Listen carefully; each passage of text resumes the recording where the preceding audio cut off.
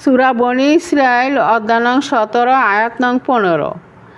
বিসমিল্লাহির রহমানির রহিম। যে লোক হেদায়েতের পথে চলবে সে তো চলবে একান্তভাবে নিজের ভালোর জন্য। যে লোক গুমরাহ হবে তার গুমরাহের দায়িত্ব অবশ্যই তার উপর। কেউ অন্য কারো গুনাহের বার বইবে না। আর আমি কখনো কোনো জাতিকে আযাব দেই না যতক্ষণ আমি কোনো রাসূল না পাঠাই।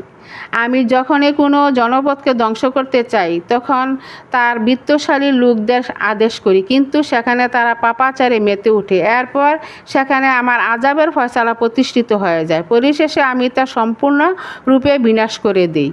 নূহের পর আমি কত মানবগোষ্ঠীকে ধ্বংস করে দিয়েছি। হে নবী, তোমার প্রতিপালক তার বান্দাদের গুনাহের খবর রাখা ও তা পর্যবেক্ষণ করার জন্য একাই যথেষ্ট। অর্থাৎ প্রতিটি মানুষের স্থায়ী নৈতিক দায়িত্ব রয়েছে এবং ব্যক্তিগতভাবে প্রত্যেকে আল্লাহ তাআলার কাছে তার আমলের জন্য দায়ী। কেউ দেখুক না দেখুক, আল্লাহ তার কর্মকাণ্ড দেখছেন। এই ব্যক্তিগত দায়িত্বের ব্যাপারে অন্য কেউই তার সাথে অংশীদার নয়।